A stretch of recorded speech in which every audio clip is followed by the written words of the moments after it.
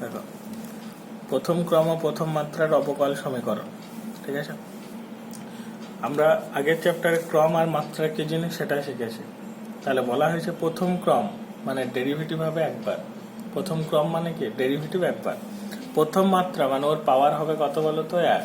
তাহলে এখানে বলা হয়েছে প্রথম ক্রম ও প্রথম মাত্রা অবকল সমীকরণ। তার মানে আকারগুলো এরকম টাইপের হবে, dy by dx plus y is equal to 0, বা এটা এরকম হতে পারে dy by dx plus x is equal to 0। এরকম টাইপের সমীকরণগুলোকে বলি আমরা সব প্রথম ক্রম ও প্রথম মাত্রা অবকল সমীকরণ। তার মানে দেখো, একবার ডেরিভেটিভ করা হয়েছে আর এর পাওয়ার কিছু নেই, মানে কত আছে? একই আছে। তার জন্য এইগুলোকে বলি আমরা প্রথম ক্রম ও প্রথম মাত্রা অবকল সমীকরণ। ওকে, এই প্রথম ক্রম ও প্রথম মাত্রা অবকল সমীকরণগুলোকে আমরা M DX plus N DY is equal to 0 এই আকারে প্রকাশ করতে পারি। প্রথম ক্রম ও প্রথম মাত্রা অবকল সমীকরণগুলোকে কি আকারে? M DX plus N DY is equal to 0 আকারে প্রকাশ করতে পারি। এন্ড এমটা কি সেটা জানতে হবে, আর এন কি জিনিস সেটা জানতে হবে, তাই তো? এম হচ্ছে আমাদের এক্স এর অপেক্ষক। এম হচ্ছে এক্স এর অপেক্ষক, ওকে, বা ধ্রুবক পদ। কি পদ? ধ্রুবক পদ। তাহলে এমটা হবে আমাদের এক্স এর অপেক্ষক হতে পারে, বা সেটা ধ্রুবক পদ হতে পারে। এন হচ্ছে ওয়াই এর অপেক্ষক বা ধ্রুবক পদ। তাহলে আমরা প্রথম ক্রম বা প্রথম মাত্রা অবকল সমীকরণগুলোকে কি আকারে প্রকাশ করছি? M DX plus N DY is equal to 0 এই আকারে প্রকাশ করছি। যেখানটাতে এমটা হবে এক্স এর অপেক্ষক বা ধ্রুবক পদ হবে, যেখানে এনটা হবে ওয়াই এর অপেক্ষক বা ধ্রুবক পদ হবে। এবার এমটা এক্স এর অপেক্ষক কেন বলা হচ্ছে? কারণ এক্স এর সাথে দেখো ডিএক্স এর টার্ম আছে। তাহলে ডিএক্স থাকলে সেখানটা এক্স আনতে হবে, আর যেখানটাতে ডিওয়াই থাকবে সেখানটাতে এন আনতে হবে বা ওয়াই আনতে হবে। ডিওয়াই থাকলে কি আনতে হবে? ওয়াই আনতে হবে। এবার এই অবকল সমীকরণগুলো যদি আমরা সমাধান করি না, সাধারণ সমাধান যদি করি, তাহলে এদের একটাই আরবিটারি কনস্ট্যান্ট থাকবে বা একটা স্বেচ্ছা ধ্রুবক থাকবে। যেমন আমরা অনির্দিষ্ট সমাকল করেছিলাম না, ইন্টিগ্রেশন ডিওয়াই, এই সমাকলন করে লিখেছিলাম ওয়াই প্লাস সি, লিখেছিলাম না?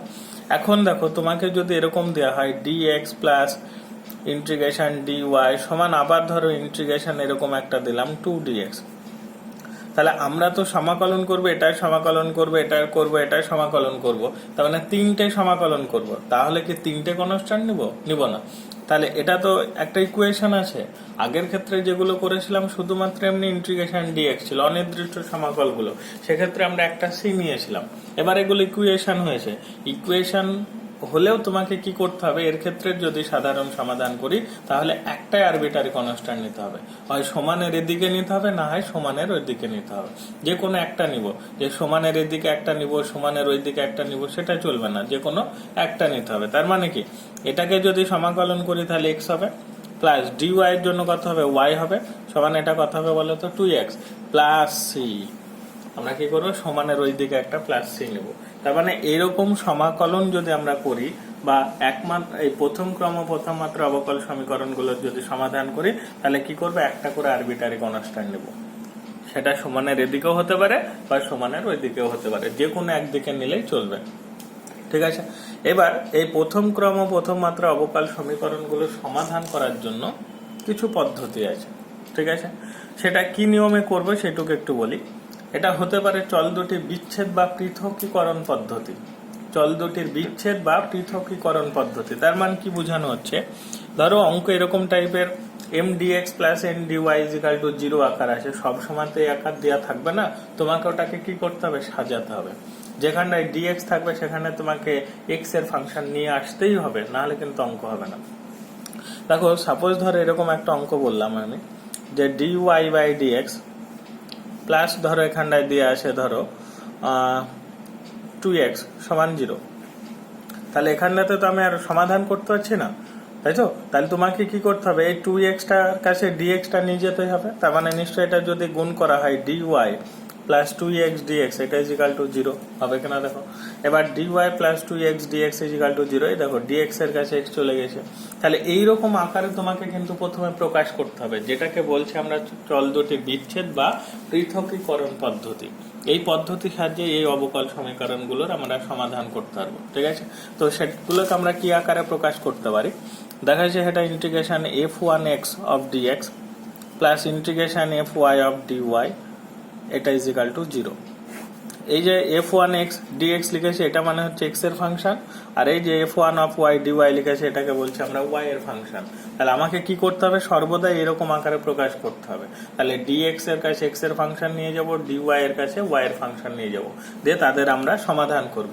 এবার এইটা সমাধান যদি করতে হয় তাহলে কি করতে হবে, ইন্টিগ্রেশন নিতে হবে, এদিকেও নিতে হবে ওদিকেও নিতে হবে। তাহলে এটা ইন্টিগ্রেশন f1x dx করবা প্লাস এটা ইন্টিগ্রেশন f1y অফ dy করবা, সমান দেবা। যখন এইদিকে ইন্টিগ্রেশনের কোনো টার্ম লিখবা তখন এইদিকে একটা কনস্ট্যান্ট তোমাকে ধরে নিতে হবে, সেই কনস্ট্যান্টটা হচ্ছে কে। এটা ইন্টিগ্রেশন নেওয়ার জন্য আমরা ওই কেটাকে নিলাম, কি বললাম বুঝতে পারছো? তাহলে ওই ইন্টিগ্রেশনটা নেওয়ার জন্য আমরা কি করলাম, একটা কনস্ট্যান্ট নিলাম, যে কনস্ট্যান্টটাকে আমরা ধরছি কে। এইবার এইটা যখন আমরা সমাকলন করে ফেলবো না, তখন এই কনস্ট্যান্টটার জন্য নতুন একটা কনস্ট্যান্ট নেব, যেটাকে বলছি আমরা সি। ওই সিটাকে বলছি আমরা আরবিটারি কনস্ট্যান্ট বা স্বেচ্ছ ধ্রুবক, বা বলেছিলাম সমাকল ধ্রুবক, কি বললাম বুঝেছো? তাহলে এদের সমাধান আমরা এইভাবে করব। এবার তোমাদের যদি আমি একটা উদাহরণ দিই, সাপোজ ধর একটা উদাহরণ দিয়ে বুঝাচ্ছি আমি।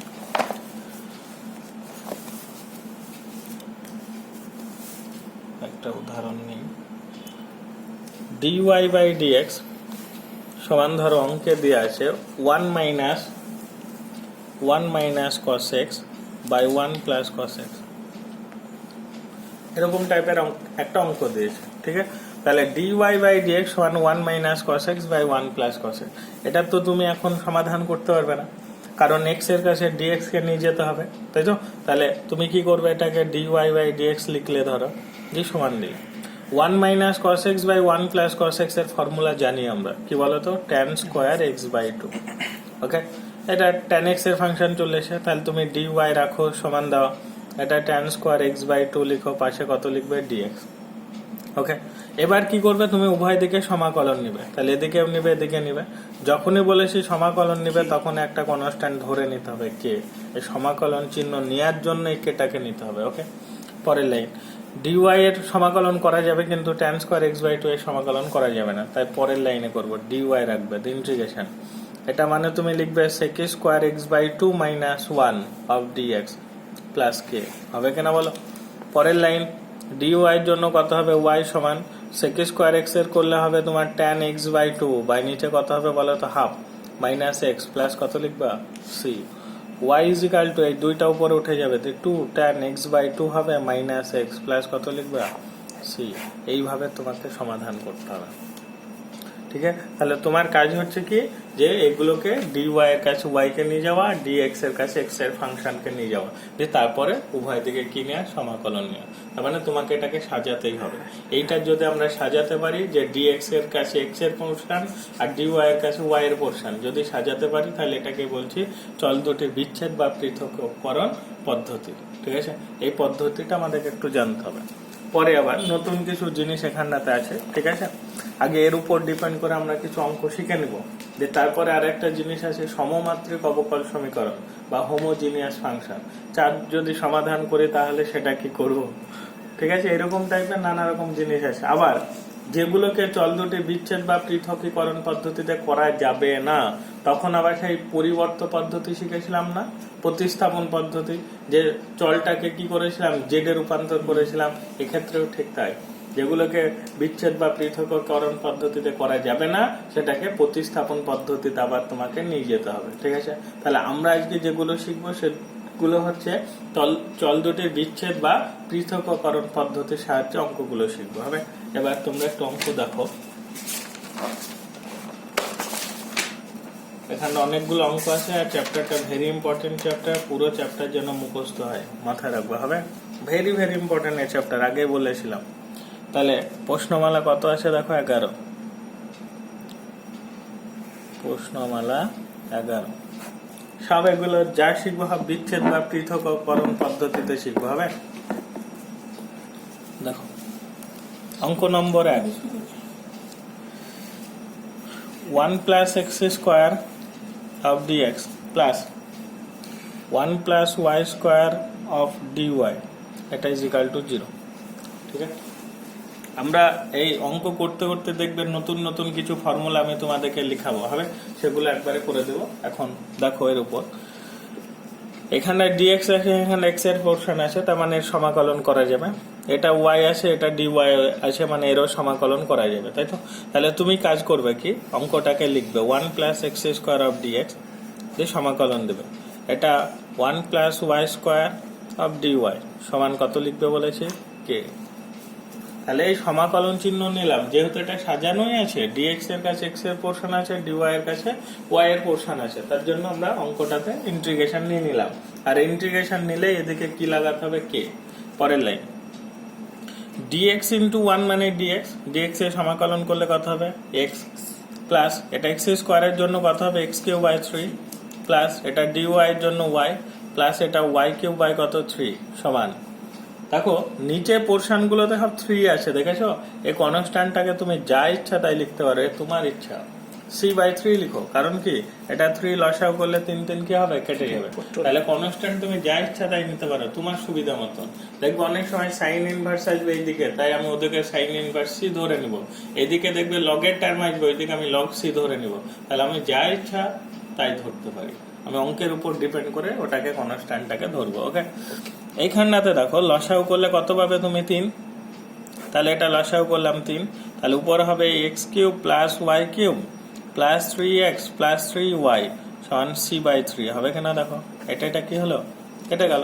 তাহলে তোমার কি পড়ে থাকছে বলো তো, X cube plus Y cube plus 3x plus 3y এটা ইজিক্যাল টু কত, c। বুঝতে পারলে?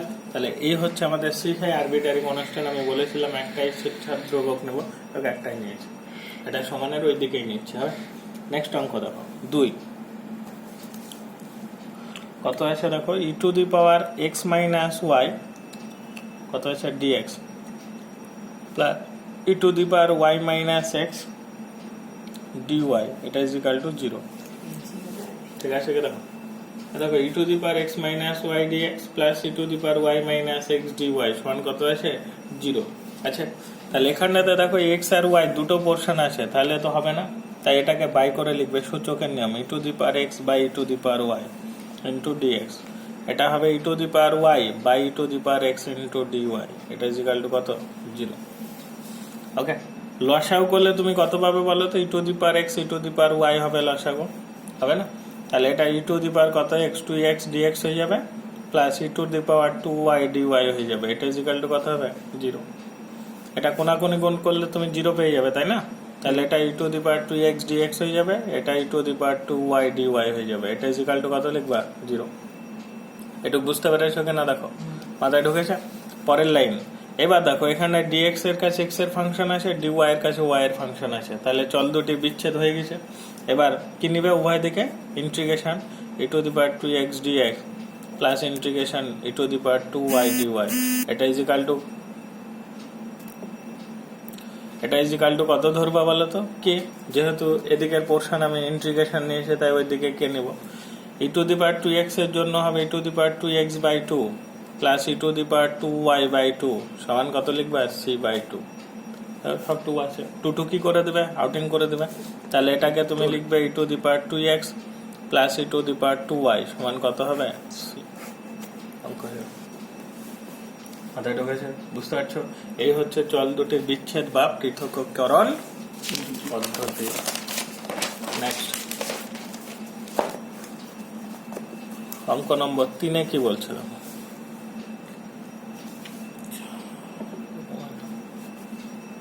3 নম্বর অঙ্ক কি আছে দেখো, y into 1 plus X square DY নাকি সমান x into 1 plus Y square of DX. ঠিক আছে, তাহলে dy এর কাছে y এর পোর্শন নিনি আর dx এর কাছে x এর পোর্শন নিনি, কোনো ব্যাপার নেই, এমনি নর্মালি ভাববা। এটা y dy আছে, দেখেছো?